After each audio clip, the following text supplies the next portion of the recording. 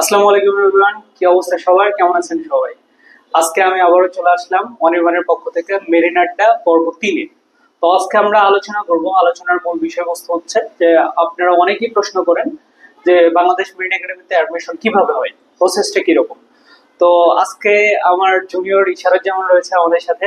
তো আমরা ওরে কিছু প্রশ্ন করব, যেগুলোর মাধ্যমে আপনারাও কিন্তু অ্যান্সার গুলা পেয়ে যাবেন অটোমেটিকলি।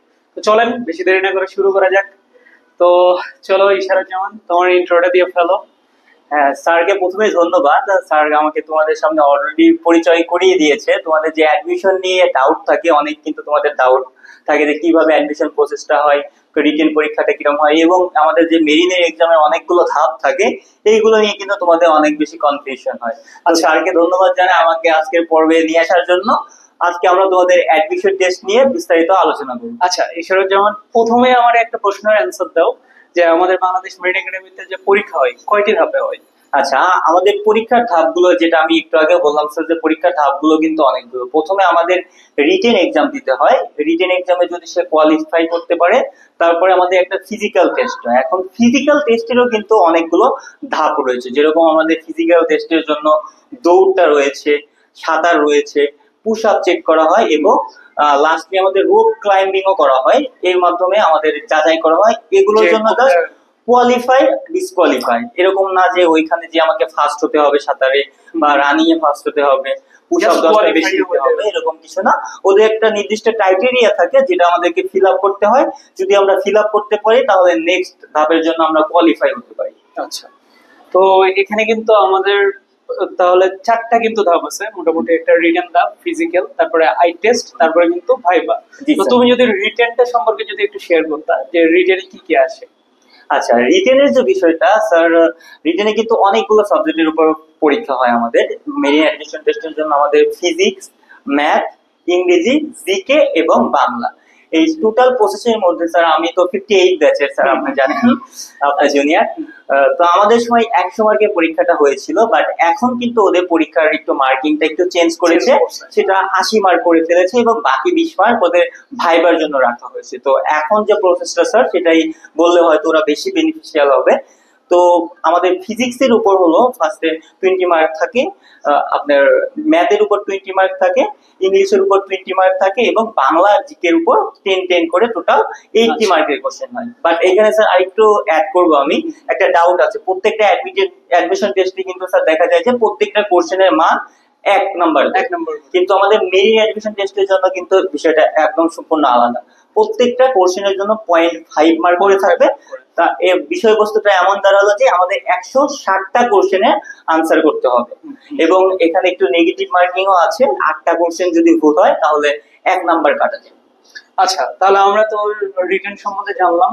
তো ফিজিক্যাল সম্বন্ধে যদি কিছু বলো। ফিজিক্যাল সম্বন্ধে তুমি অলরেডি বলে, তারপরেও যদি স্টেপ বাই স্টেপটা যদি বলো তাহলে। আচ্ছা, আমি আমার এক্সপেরিয়েন্সটা তাহলে শেয়ার করি। আমার অ্যাডমিশন টেস্ট যেটা হয়েছিল, তখন কি হয়েছিল, আমাদের অ্যাডমিশন টেস্টে যাওয়ার পর ওইখানে আমাদের 3টা গ্রুপে ভাগ করে দিয়েছিল। তো তখন তো আমরা টপ সম্পর্কে অ্যাটলিস্ট জানতাম না আর কি, তখন তো অ্যাডমিশনও নেইনি। তো আমাদের লাল ব্যাচ, হলুদ ব্যাচ এবং ব্লু ব্যাচ, এই 3টা ব্যাচে ভাগ করেছিল। এবং স্যার এটা কি বলবো, আনফরচুনেটলি না ফরচুনেটলি বলবো, আমি নিজে 4th টপে ছিলাম, এবং ওইখানে আমি ব্লু ফ্ল্যাগটাই পেয়েছিলাম। আচ্ছা, তো ব্লু ফ্ল্যাগটা পেয়েছিলাম। এরকম 3টা যে ভাগে ভাগ করা হয়, এখন এক একটা ভাগে এক একটা জিনিস নেওয়া হয়। একসাথে একদিনই তো ফিজিক্যাল টেস্টটা হয়।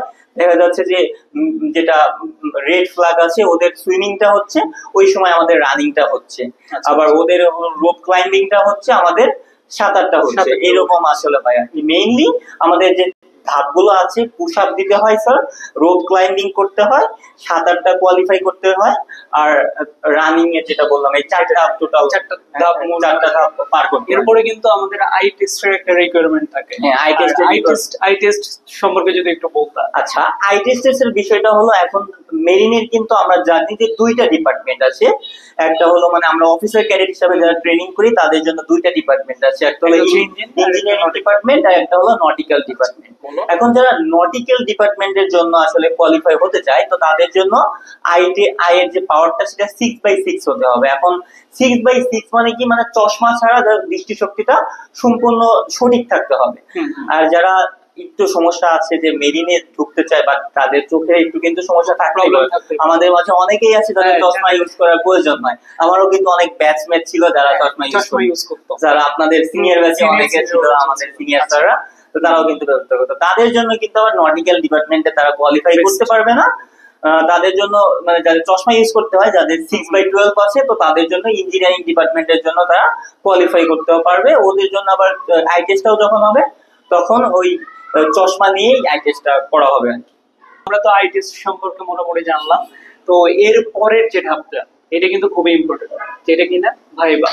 তো ভাইবাতে আসলে কি হয়, কিরকম প্রশ্ন হয়, এটা সম্পর্কে যদি একটু বলতে হয়। আচ্ছা স্যার, এটা কিন্তু অনেক আসলে একটা হেজিটেশনের বিষয়। অনেকে কিন্তু ভাইবা নিয়ে অনেক ডাউট থাকে। Doubt থাকে। এখন ভাইবা যে জিনিসটা স্যার, এটা কিন্তু আমি নিজের পার্সোনাল যেটা সেটা শেয়ার করতে পারবো, কিন্তু ভাইবা স্যাররা যারা আমাদের যারা যখন সিনিয়র যে- যারা বসে থাকে তাদের মাইন্ডে যখন যখন যেটা যেটা প্রশ্ন চলে সেটা নিয়ে কিন্তু অ্যাকচুয়ালি কোশ্চেন করে থাকে। তো আমি যদি আমার নিজের ভাইবাটার এক্সপিরিয়েন্সটা শেয়ার করি, তো ওইখানে স্যার আমি ফার্স্টে একটা পারমিশন নিয়ে, সালাম দিয়ে পারমিশন নিয়ে ঢুকেছিলাম।